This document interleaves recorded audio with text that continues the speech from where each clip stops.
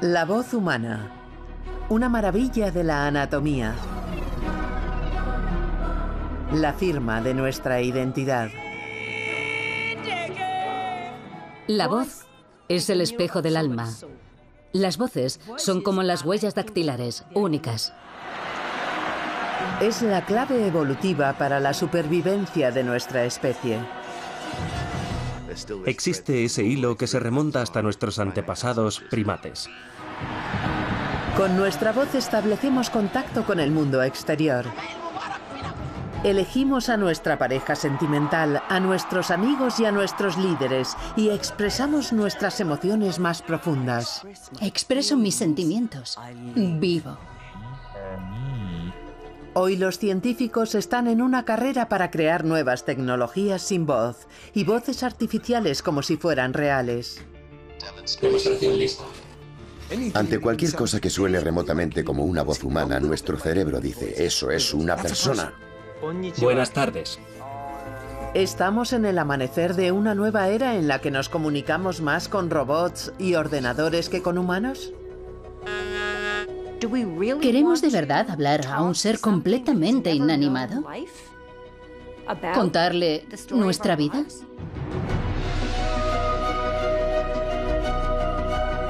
Misterios de la voz humana.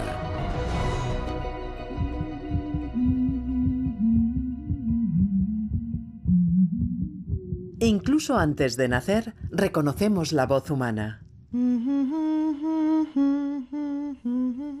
Mientras se encuentra todavía en el útero, el feto responde al tono, al ritmo y a la entonación de la voz de su madre, que resuena a través de su cuerpo. Cuando oye su voz, su ritmo cardíaco aumenta y disminuye ante la voz de un extraño.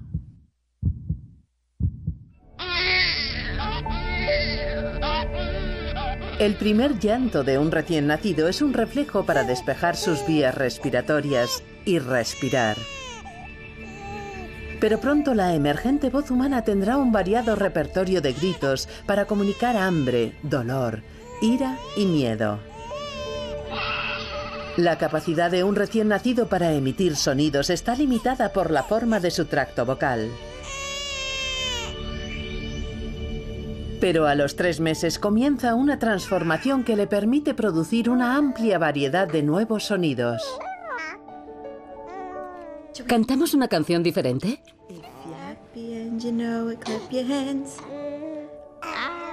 Es sorprendente. En los primeros 4 años, la forma cambiante del tracto vocal de un bebé repetirá la historia entera de la evolución humana.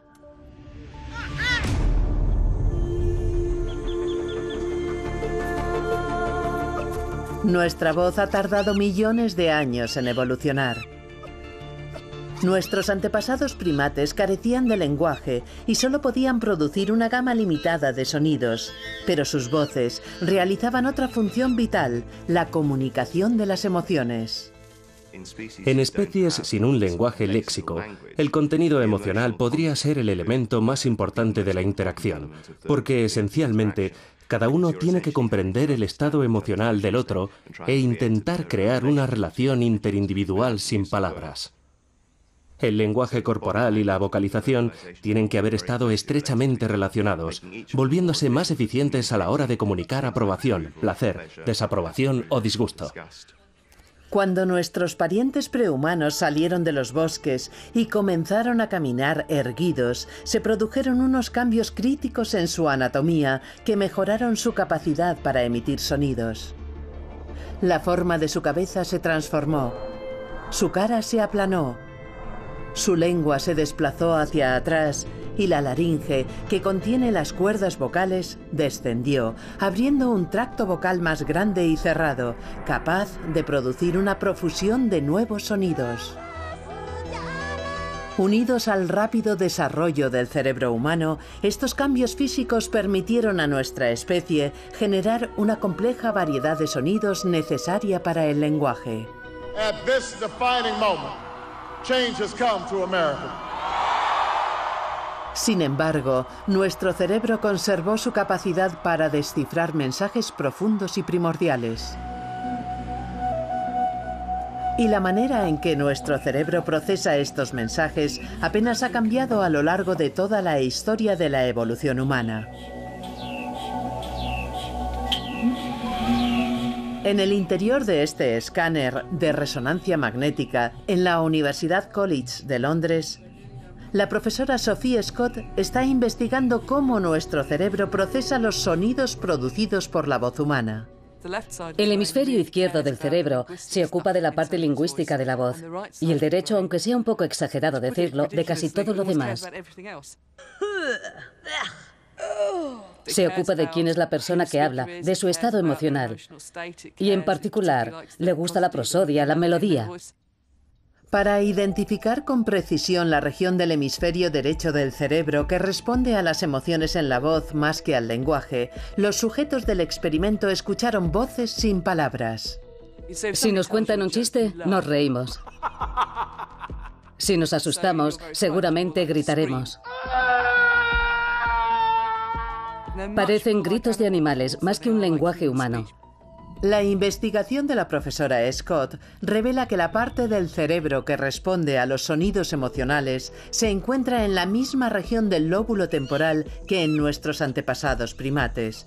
Y en ambas especies la habilidad para detectar estos sonidos es clave para la supervivencia. Es importante saber si algo sabe mal sin tener que probarlo. Poder evaluar si alguien está enfadado con nosotros y supone una amenaza. Poder valorar si alguien está asustado. Y hay un sonido particularmente similar entre ambas especies. La manera de reírnos es casi exacta como ríen los chimpancés. Nosotros hacemos... Los chimpancés hacen... Pero su risa tiene un sonido fantástico. Y ese sonido se reconoce como una carcajada. Son muy similares. Sigue existiendo ese hilo que se remonta hasta nuestros antepasados primates. La comunicación tonal y emocional de nuestro estado anímico es muy importante en las relaciones entre individuos. Somos mucho más similares a nuestros ancestros homínidos de lo que la gente imagina.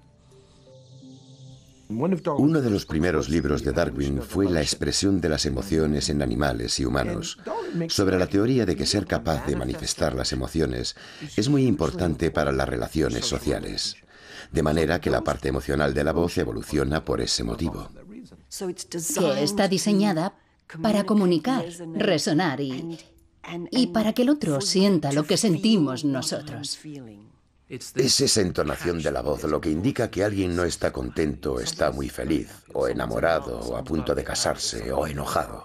Si no pudieras verme, podrías saber por mi voz la edad que tengo, de dónde procedo, podrías saber si estoy de mal humor, si estoy enferma.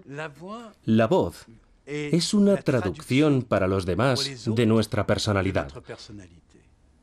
Si nos preguntan, ¿cómo estás? Y respondemos, bien, gracias. Y nos contestan, no, creo que no estás bien. Nuestra voz nos ha traicionado. Puede que llevemos la huella de nuestros antepasados primates, pero la evolución nos ha dotado con una voz única y exclusiva de nuestra especie. Somos unos instrumentos vocales asombrosos. 2/3 partes de nuestro cuerpo, miles de millones de señales eléctricas de nuestro cerebro y cientos de músculos entran en acción cuando emitimos sonidos. Cuando expelemos aire de nuestros pulmones, este se transforma en sonido gracias a 2 minúsculas cuerdas vocales que pueden vibrar hasta 1000 veces por segundo. Las frecuencias generadas por nuestras cuerdas vocales pasan por la boca, que les da forma, y las convierte en más de 300 sonidos diferentes, necesarios para el lenguaje hablado. Hola, ¿cómo estás? ¿Eres una niña buena? ¿A que sí? Eres una niña buena. La psicóloga Christine Kitamura es una experta en el lenguaje infantil. Este es el diálogo no verbal entre madres y bebés que se cree juega un papel en el desarrollo de las habilidades y el lenguaje social. El bebé no entiende las palabras de su madre. Todo se basa en el tono de su voz. Mami, ¿puedes aplaudir? ¿Dónde está tu sonrisa? Es increíblemente primitivo. Puedes sentir ese vínculo, que se remonta a una forma de comunicarse en la que se utilizaban las emociones. A esta interacción universal entre madre y bebé, que se da en casi todas las culturas, los lingüistas la llaman habla dirigida al bebé. Es muy exagerada. Tiene un tono más alto. Tiene contornos de entonación exagerados. Y mantiene a la madre en sintonía con las emociones del bebé ¿Y tu sonrisa? y sus estados de excitación. El habla dirigida al bebé es como música. Es el fertilizante de todo lo que viene después. Para el lenguaje, ¿Estás cansadita? para su relación con su madre y con todos los demás seres humanos. De ahí es de donde proviene todo. Pero a medida que crecemos y nos dicen cómo debemos comportarnos, aprendemos a esconder las emociones.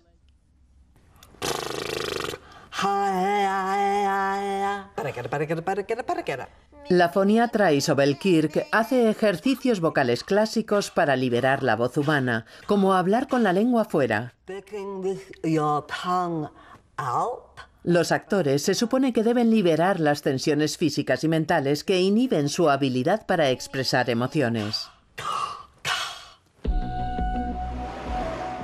Lo maravilloso es que es como si tuvieras un aparato ortopédico en la boca y te lo quitaras. La boca dice, oh, muchas gracias. Sí.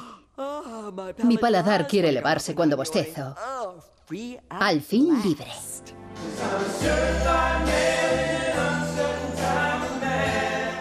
Isobel trabaja con un grupo de actores que ensaya un musical sobre los secretos y los demonios más profundos del hombre.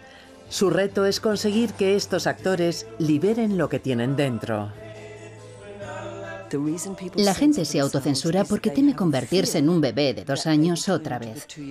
Si eliminan sus impulsos censores, serán como un perro. Y lo que les pase por dentro saldrá.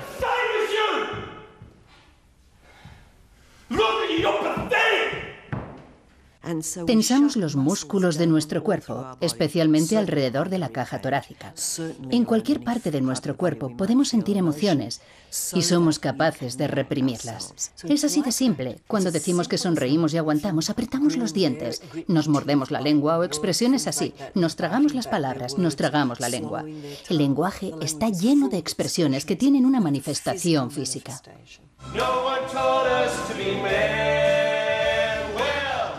Nuestras voces y nuestras emociones son lo mismo.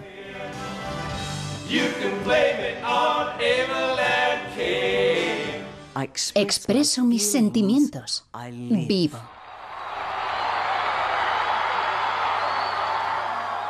Los grandes oradores saben también que la capacidad de nuestra voz para expresar emociones tiene un efecto muy poderoso sobre los demás.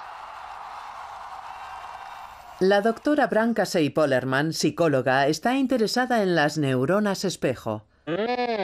Los neurocientíficos las han estudiado en primates, aves y humanos.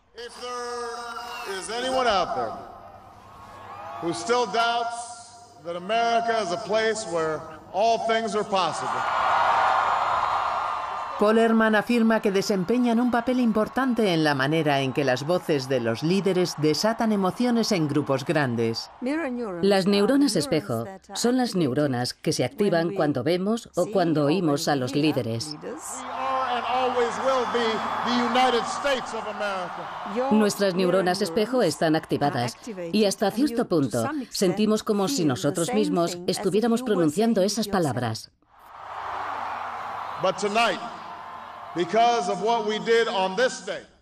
Según la doctora Pollerman, uno de los factores que activan las neuronas espejo es la calidad musical de la voz del orador. Y se sabe que en la música, el crescendo, ya sea en el tono, en el volumen o en el ritmo, provoca reacciones físicas como temblores y escalofríos. Obama, por ejemplo, utiliza más el crescendo en el volumen que en el tono. Con una parte del discurso de aceptación del presidente Obama en 2008, la doctora Pollerman revela cómo las voces de la persuasión son esencialmente musicales, transformándolas en instrumentos. But America, I have never been more hopeful than I am tonight that we will get there. I promise you, we as a people will get there. El objetivo de un discurso es desatar las emociones de la gente. Cuando se acompaña de tono, volumen y crescendo, se convierte en una forma muy poderosa de influir en los sentimientos. And may God bless the United States of America.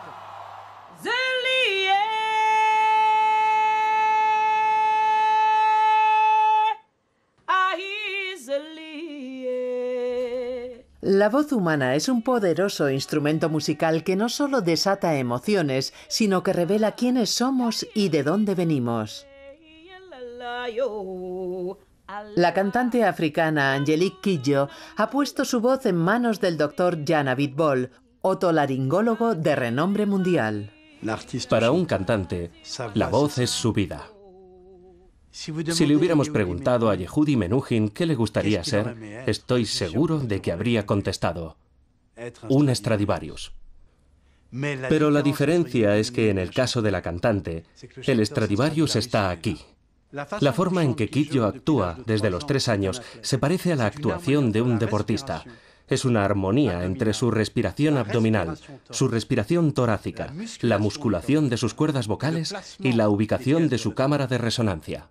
Esto es el fibroscopio, que nos permite mirar en todas las direcciones. ¿Quieres que cante la misma canción? ¿Si puedes? El doctor Abitbol es pionero en el uso del fibroscopio para investigar las cuerdas vocales de algunos de los cantantes más importantes del mundo. Estas son sus cuerdas vocales. Se ven muy bien. La voz de Angelique es un producto de su anatomía vocal única, así como de sus orígenes en Benín, África Occidental. Tengo que decir que mi voz está también basada en mis idiomas, en nuestra forma de cantar en Benín, en nuestra forma de cantar en África. La mayoría de nosotros, los artistas africanos, empezamos cantando sin micrófono, así que aprendimos de forma natural a proyectar la voz.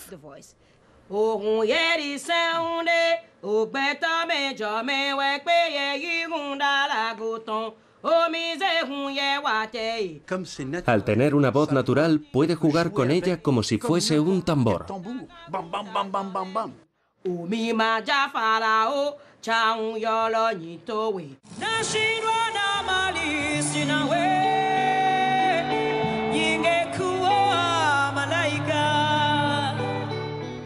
Es el universo cultural de Kidjo, quien habla a través de su voz. Son sus antepasados los que hablan a través de su voz. Para mí, la voz es el espejo del alma. Las voces son como las huellas dactilares, únicas.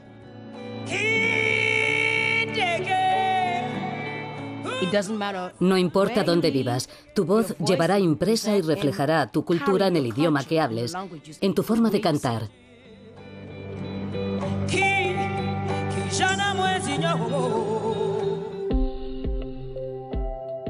La cultura da forma a la voz de otras maneras también. Las mujeres japonesas tienen las voces más agudas del mundo. Pueden alcanzar un descomunal pico de 450 hercios, 2 veces más alto que el de la mujer europea media. Y sin embargo no existe diferencia en el tamaño de sus cuerdas vocales. Es un despliegue de feminidad con profundas raíces en la tradición. Majo Kurashima es foniatra y trabaja con profesionales en Tokio.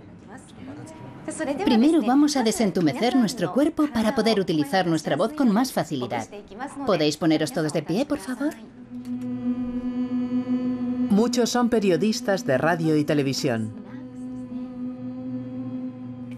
Si tomamos, por ejemplo, una sociedad como la japonesa, remontándonos hasta hace unos 10 años, la voz ideal del hombre y la de la mujer eran ampliamente divergentes. La voz de la mujer era tan aguda que casi parecía doloroso para las mujeres tener que ajustar su voz a esos parámetros. Alguien lo describió como el equivalente vocal al vendado de pies en China. Cuando eres joven, tienes una voz aguda. Por eso, de una manera instintiva, los hombres prefieren las voces agudas. Pero recientemente ha habido una moda inversa en Japón a favor de voces más graves en la mujer. Algunas profesionales japonesas se han hecho la cirugía bucal para bajar la tonalidad de su voz, aunque la mayoría han acudido a foniatras como la señora Kurashima. Hay historias extraordinarias de mujeres en Japón, principalmente presentadoras, pero también de otras profesiones, que ahora intentan forzar su voz en la dirección contraria. Tomamos como ejemplo la voz de una oficina. Si es una voz madura y baja, transmite confianza y también transmite autoridad. Pero Majo Kurashima puede estar empujando a sus estudiantes contra las fuerzas de la evolución. Los científicos han descubierto que las preferencias por las voces agudas en las mujeres y las graves en los hombres pueden estar relacionadas con la supervivencia de nuestra especie. Estudios sobre la tribu Himba en Namibia revelaron que los hombres con voces graves y las mujeres con voces agudas tienen niveles más altos de hormonas reproductivas y más descendencia. No se sabe si el tono de voz sigue influyendo en el éxito reproductivo en las sociedades modernas, pero cuando desafiamos las convenciones vocales, las cosas se pueden descontrolar. Por fin con nosotros, se denominan a sí mismos la Organización para la Liberación de Barbie, la BLO. ¿Quieres ir de compras? ¿Cómo? ¿G.I. Joe quiere ir de compras? Cuando un grupo feminista clandestino violó los estereotipos vocales en Estados Unidos, se desató una guerra cultural. Los hombres muertos no cuentan cuentos. En 1989 nació un nuevo grupo guerrillero en Nueva York, el Frente para la Liberación de Barbie. Un G.I. Joe víctima de una emboscada de la Organización para la Liberación de Barbie. Descubrieron que las Barbies y los G.I. Joes, los que hablaban, tenían los mismos chips de voz. Así que fueron a varios grandes almacenes de Nueva York. Compraron 300 Barbies y G.I. Joes e intercambiaron sus chips de voz. Observen cómo otros dos miembros de la BLO reemplazan al menos media docena de muñecas Barbie en otra tienda cercana. Y los G.I. Joes, cuando hablaban, decían cosas como planeemos nuestro sueño de boda o nunca tendremos ropa suficiente. Me encanta el colegio y a ti cantemos con el grupo. Y las Barbies, en cambio, decían cosas como al ataque, venganza. Soldados, ataquen. El alboroto que produjo aquel intercambio fue extraordinario. La gente se sintió indignada, se sintió ofendida. Hubo protestas. Habla como una chica. ¿Le va el rollo raro? A mí me parece muy interesante que algo así nos perturbe tanto. Atacad. Fuego directo contra el escuadrón Cobra. Es muy triste que encorsetemos a la gente en estereotipos vocales. Puede que estemos atrapados en nuestros propios estereotipos vocales. Pero nadie está más aislado que aquellos que han perdido la voz por completo. Al ex juez Phil Miyamoto le extrajeron la laringe con las cuerdas vocales como consecuencia de un cáncer. Los aísla en muchos aspectos. Por ejemplo, de algo tan sencillo como ir a un restaurante y mantener una conversación. Di hola. No pueden hablar por teléfono.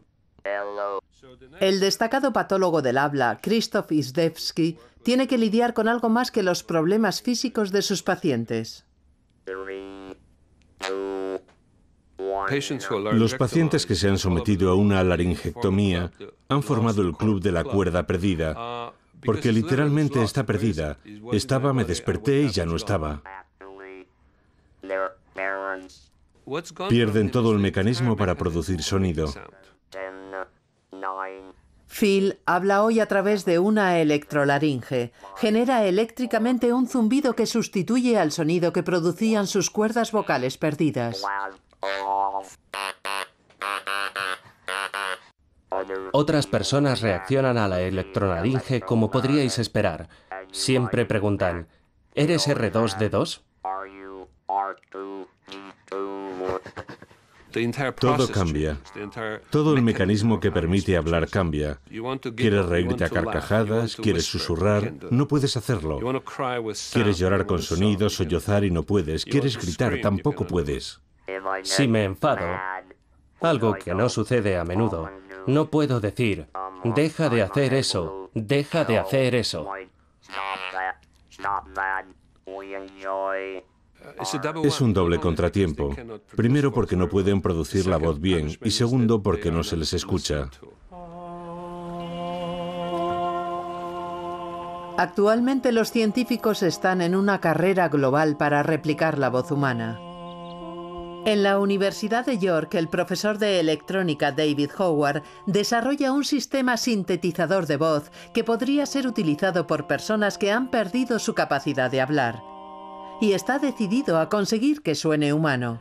Lo más importante es la investigación. Estoy intentando comprender qué es lo que hace que un sonido suene natural.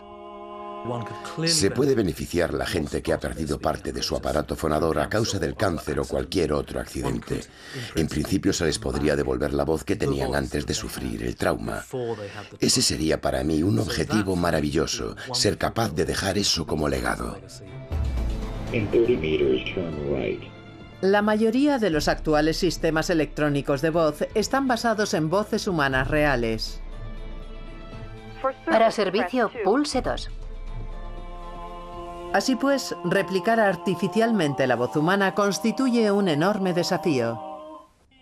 Es una búsqueda que se remonta a siglos atrás. A finales del siglo XVIII, un excéntrico inventor australiano, Wolfgang von Kempelen, diseñó este modelo del tracto vocal humano. Estos son los pulmones. Dentro de la caja hay una caña y esa caña es la fuente de sonido. Los modificadores de sonido están representados por esta bolsa de cuero. Y cuando apriete, oiréis un sonido vocálico que intentaré modificar. El invento de la exposición de Frisco, el robot parlante. Ha habido varios intentos hasta la edad moderna de la electrónica y la informática. El aparato utiliza dos sonidos producidos eléctricamente. Uno representa la respiración. El vocoder fue el primer aparato sintetizador de voz. Lo inventó a finales de la década de 1920 el ingeniero electrónico estadounidense Homer Dudley. Una mujer intentaba manejar el aparato y era capaz de sacar un par de frases. ¿A quién vio? ¿Te vio o te oyó? Así es como se han creado hasta hoy la mayoría de las voces electrónicas. Estos botones grises representan un grupo de vocales y están dispuestos de la forma clásica en la que se disponen desde el siglo XIX. Se llama síntesis de formantes y utiliza frecuencias fijas para reproducir electrónicamente los sonidos vocales que hacemos cuando cambiamos la forma de nuestra boca. De modo que si hago la vocal I y la cambio a A y vuelvo, ahora hago U y A. Suena electrónico, tiene un sonido robótico. Es el tipo de sintetizador que tiene Stephen Hawking con un sonido electrónico. Se basa en los mismos principios. Si me coloco esto... El profesor Howard está desarrollando algo mejor. Utiliza su propio tracto vocal como modelo para producir una voz de ordenador realista.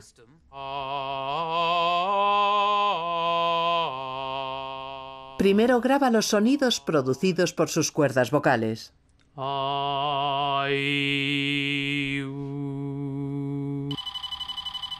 Luego, mediante la imagen de una resonancia magnética de su garganta y boca, hace un modelo de plástico en 3D de su propio tracto vocal. Estos son mis labios.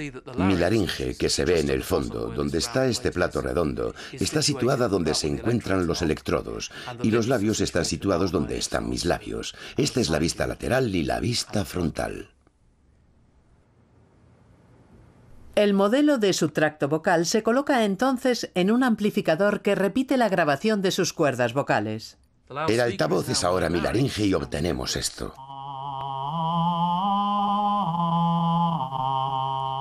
Todo esto resulta un tanto siniestro. Si miro el dispositivo se me antoja realmente así, porque es una parte de mí, totalmente expuesta, y resulta bastante extraño. Pero lo interesante es que lo único que tenemos como instrumento es un tubo blando de goma, de esta longitud y un zumbador. Con el tiempo, el profesor Howard espera utilizar estos sonidos para crear una voz de ordenador con un sonido más humano, pero sabe que tiene un largo camino por delante. Puedo conectar a seres humanos y medir su tono de voz así.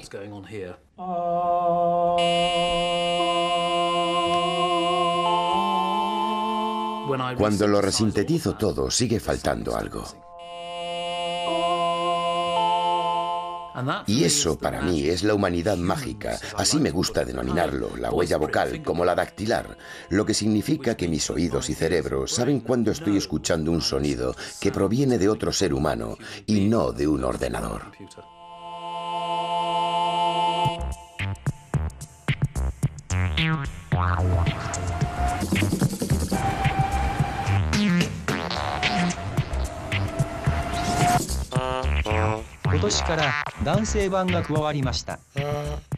En ningún lugar trabajan tanto los informáticos para reproducir la voz humana como en Japón.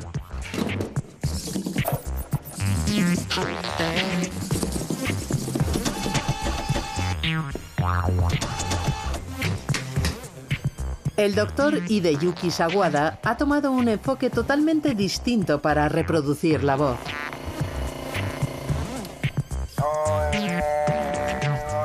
Ha creado una máquina parlante mecánica robótica que se mueve como una boca humana.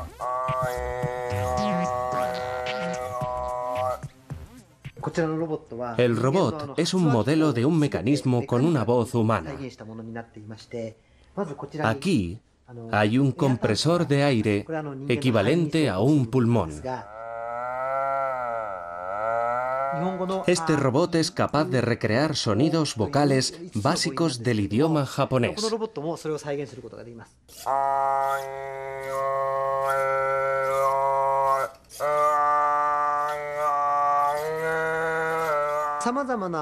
Para crear diferentes sonidos, la boca tiene que estar construida de cierta manera. Tiene que poder adoptar las mismas formas que una boca humana. Aunque todavía se encuentra en un estado inicial, el doctor Sawada está convencido de que este modelo físico de la boca humana es superior a cualquier sonido electrónico que pueda ser reproducido por un ordenador. Como solo es una boca y una nariz, a algunas personas les resulta repulsivo y a otras fascinante.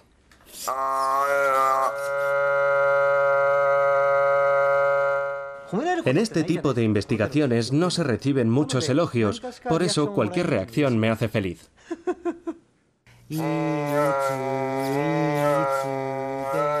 El doctor Sawada ha enseñado a su boca parlante a cantar una canción popular japonesa, y la canta bastante bien.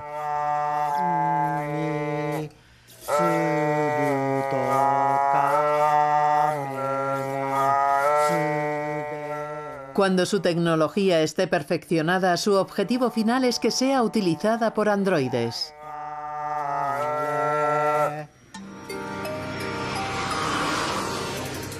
En el interior de este laboratorio robótico de Tokio, los límites entre lo humano y lo no humano se confunden. Buenas tardes, buenas tardes, buenas tardes.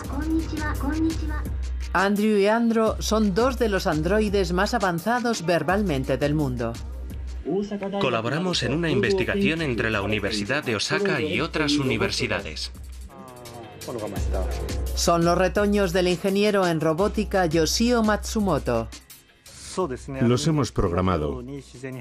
Andrew y Andro están programados para que hablen como humanos. Gracias al sonido sintetizado puedo hablar naturalmente. La apariencia de un robot es muy importante.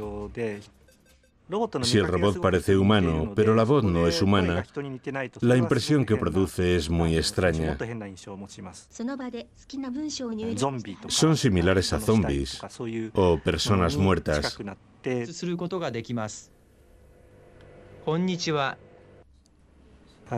Tenemos un programa que permite al robot tener una voz muy parecida a la humana.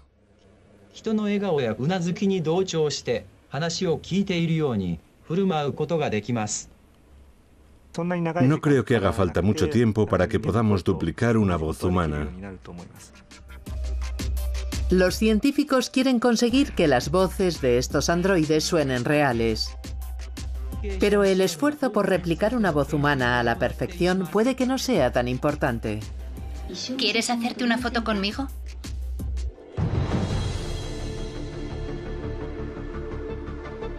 Aquí comenzó todo. Es el lugar de nacimiento de Kismet, el primer robot social con voz.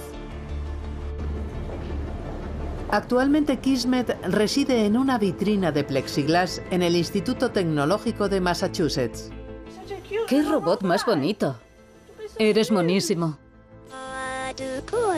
Aunque no hablaba ningún idioma, Kismet parecía comunicarse estrictamente con sonidos. Tú y yo.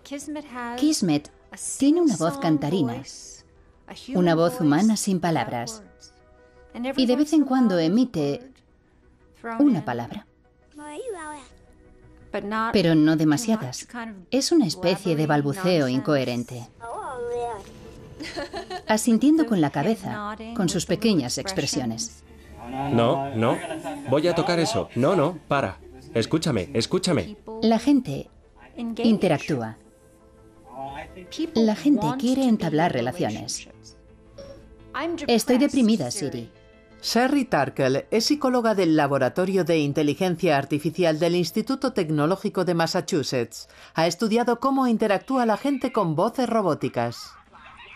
He estudiado los pequeños tamagotchis y he estudiado los aibos. Por favor, abrázame, abrázame. También he estudiado los Furbies, porque quería ver realmente hasta dónde somos capaces de llegar para obtener una respuesta. Debido a que las voces y los gestos de los robots desencadenan respuestas inconscientes en nosotros, la profesora Turkle los ha llamado botones darwinianos. Acuñé el término botones darwinianos para tratar de describir cómo la robótica social provoca en nosotros reacciones. Reacciones que nos hacen retroceder hasta las respuestas animales más primitivas a la hora de reconocer a otras criaturas e identificarnos con ellas, como son el contacto visual, la imitación de gestos y la emisión de sonidos.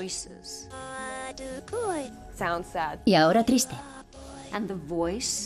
Y la voz, sea del tipo que sea, incluso la voz más primitiva y en particular cuando posee algún tipo de cadencia, es uno de esos botones.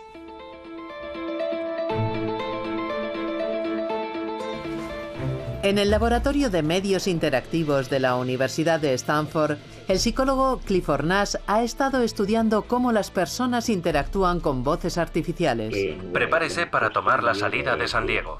En sus experimentos coloca a grupos de estudiantes dentro de simuladores de conducción para medir cómo responden a las voces de navegación del coche. Sitúese en el carril derecho. Y los resultados han sido sorprendentes. Hemos llevado a cabo una serie de estudios utilizando varios tipos de lo que llamamos voces sintéticas, aquellas en las que resulta obvio que no se trata de una persona real del tipo "son las 12 horas y 43 minutos", la típica voz que uno nunca confundiría con una voz humana real. A 3 kilómetros gire a la izquierda por Main Street. El cerebro no está diseñado con un interruptor de apagado y encendido que distinga entre humano y no humano en lo que se refiere al habla. Continúe para tomar la salida de San Diego. Nuestro cerebro reacciona igual ante una voz tecnológica y una humana. Gire a la izquierda al llegar. Ante algo que suene vagamente como una voz humana, por muy remota que sea, nuestro cerebro dice, eso es una persona, y activa todos los mecanismos de la personalidad.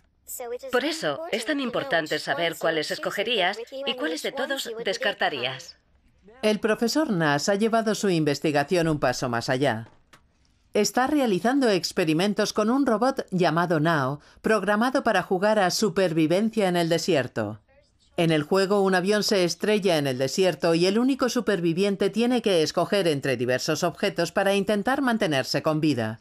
¿Estás listo para jugar al juego Supervivencia en el desierto? Puedes orientarte de noche con la linterna, pero no creo que esa sea la mejor opción. La idea del estudio es hacer que mientras yo estoy hablando, Now esté analizando mi voz y vaya cambiando para parecerse más a mí. La gente no suele pensar en prepararse ante situaciones peligrosas. La premisa es que cuanto más se asemeje el ritmo y el tono de Now a la voz del superviviente, más dispuesto estará éste a aceptar sus opiniones a la hora de tomar decisiones vitales. La primera elección que debes hacer es la categoría de refugio, a tu izquierda. ¿Quieres el lienzo o la lona? Es otro ejemplo de mirroring o imitación espejo. ¿Por qué hacemos mirroring? Bueno, hay argumentos evolucionistas que dicen que es una manera de demostrar que nos preocupamos por una persona y somos compatibles. En algunos estudios adaptamos la tecnología para que suene más parecida al interlocutor y a la gente le gusta más. Now, me gustaría llevarme el lienzo. El lienzo se desgarra en trozos más pequeños y se utiliza para otros fines. Gracias, Now. Now está de acuerdo conmigo, y eso está muy bien. También resulta muy agradable que su voz cambie para parecerse a la mía. No podrías transportarlo todo tú solo en el desierto. El profesor Nash ha descubierto que no solo nuestros cerebros confunden a este robot con una persona real, sino que hemos evolucionado genéticamente hasta el punto de considerarlo un semejante. Hasta un cierto nivel somos conscientes de que las voces se definen por todo tipo de características, pero una de ellas es de tipo genético. Así que no es absurdo usar la voz como una de las medidas para indicar las similitudes o las diferencias que hay entre nosotros. En el caso de Now, mi cerebro interpreta: si su voz se parece a la mía, es como yo. Compartimos genes. Los científicos están aprovechando el poder de las voces artificiales para interactuar con los humanos. Esta es la razón por la que androides como estos están empezando a ocupar el puesto de acompañantes humanos en consultorios médicos y residencias de ancianos. Las personas hablan con el robot con toda naturalidad. No les tienen miedo. Es más, les acarician la mano y les miran a los ojos cuando hablan. Un hombre llegó a pedir a un robot que se casara con él.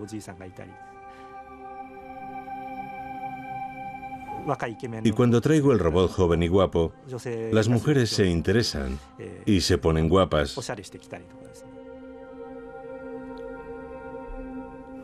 Creo que los robots serán pronto una realidad cotidiana en nuestras sociedades. Si deseas tener una relación, un amigo, un compañero, si quieres hablar sobre tu vida, busca a una persona. Si tienes a tu cargo personas mayores que desean contar la historia de su vida, déjales que hablen. Muéstrales respeto y ofréceles la posibilidad de hablar con una persona. ¿Queremos realmente hablar a un ser completamente inanimado? ¿Contarle nuestra vida? ¿Por qué a la gente le parece una buena solución? ¿Por qué les parece una buena solución? A medida que nos relacionamos cada vez más con robots y voces sintéticas, ¿estarán ahí para ayudarnos o acabarán reemplazando el contacto humano real? Esta cuestión podría quedar eclipsada a medida que entramos en una nueva era en la que la propia voz humana puede quedar obsoleta. Solo el año pasado se enviaron más de 6 billones de mensajes de texto en todo el mundo. Hoy, un adolescente estadounidense recibe de promedio más de 1.700 mensajes al mes. Y en Japón, el 85% de los consumidores afirma que prefieren comunicarse con un ordenador más que con una persona. Todos los operadores están ocupados. Pulse la tecla almohadilla para acceder al menú. Cuando conocemos a una persona, la asociamos inmediatamente a una voz. Es un instrumento realmente potente. Sin embargo, en Facebook estas señales desaparecen. Recibimos un aluvión de datos, de nombres. Es tanta la información que nos cuesta hacer un seguimiento de todas las personas. Algunas nunca llegamos a conocerlas. ¿Pero importa realmente? Bueno, para mí tiene una gran importancia y creo que también la tiene para la sociedad. Por lo que sabemos, todas las sociedades humanas han atribuido una enorme importancia a esas señales emocionales. Ahora bien, los cambios suceden, las revoluciones se producen. Hoy la gente casi prefiere comunicarse por escrito antes que hablar. Y cuando les pregunto cuál es el problema, te contestan: te voy a decir el problema que tiene una conversación. Requiere tiempo y no puedes controlar lo que vas a decir. Si no prestamos una atención constante al rostro de nuestro interlocutor al tiempo que escuchamos su voz, ¿perdemos esa capacidad? Es un hecho preocupante. Si me envían información y yo no me hago eco de ella, mi interlocutor acabará desistiendo. De esa forma entramos en una espiral descendente donde este aparato increíble, la voz humana, diseñada para producir toda esta rica información, y nuestro cerebro, diseñado también para consumir toda esta rica información, dejan de tener importancia. Esa perspectiva es aterradora para mí.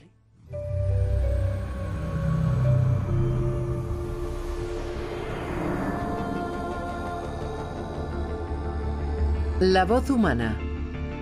Dos pequeños músculos que se ponen en movimiento por el flujo del aire. Oscilan y son increíblemente hermosos. El vehículo que nos permite expresar nuestras emociones más profundas y comprender los sentimientos de los demás. Es el sello que nos distingue como especie.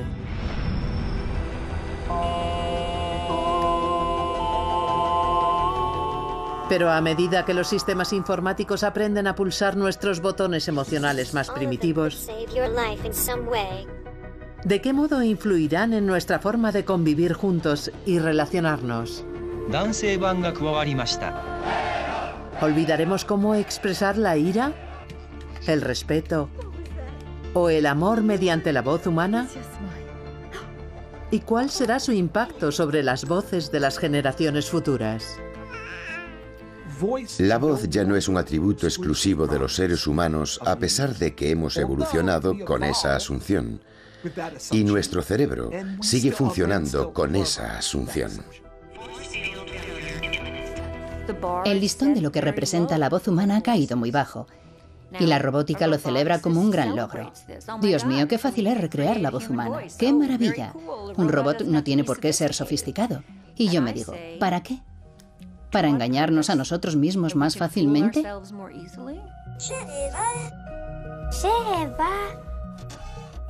¿Pueden hacerlo tan bien como un ser humano? No. ¿Serán capaces? Sin duda. ¿Tendrá implicaciones en nuestra forma de relacionarnos? Es una pregunta difícil de responder. Un ordenador, ya sea un robot o un androide, nunca reemplazará a la voz humana. Nunca. La voz humana, cuando habla, crea algo nuevo a cada instante. No podemos decir lo mismo dos veces, porque no somos copias, somos los originales.